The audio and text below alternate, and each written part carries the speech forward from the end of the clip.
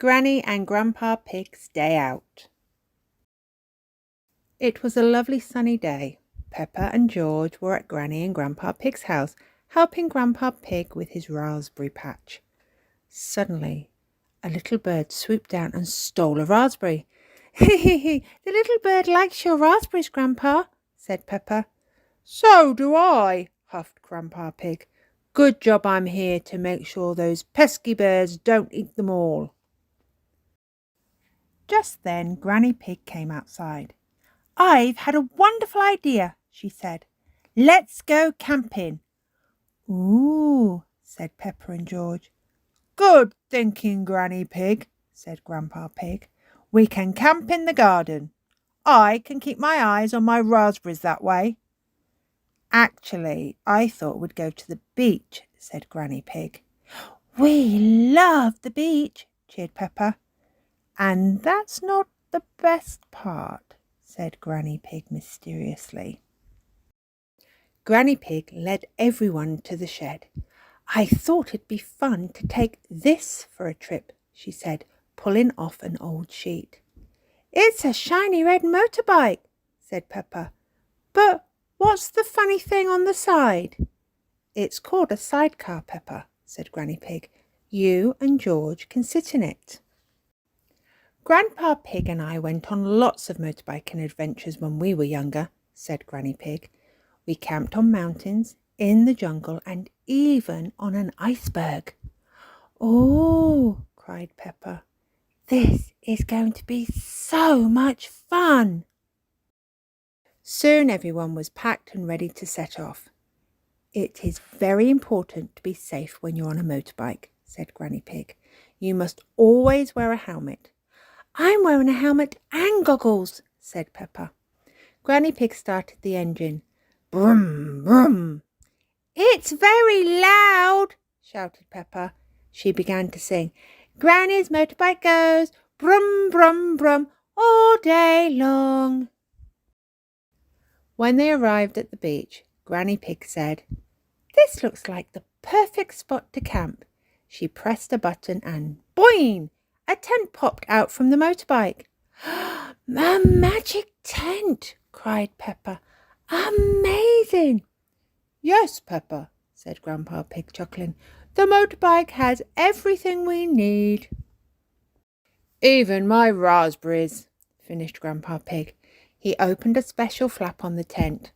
"I'd like to see those pesky birds get at them now." Suddenly, squawk! "Oh dear, a cheeky seagull has spotted Grandpa Pig's raspberries." Perhaps it's time to explore the shore, children," said Granny Pig.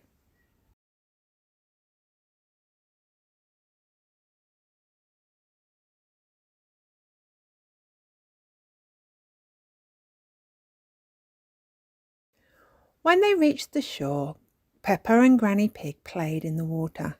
Suddenly Peppa spotted something on the sand. "What's that?" said Peppa. George lifted up a piece of rope. "Treasure!" "Sometimes things that were in the ocean wash up on the beach," explained Granny Pig. "Sea treasure!" cried Peppa.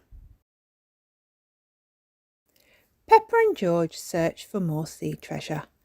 "Look, Granny," said Peppa, showing off some shiny shells.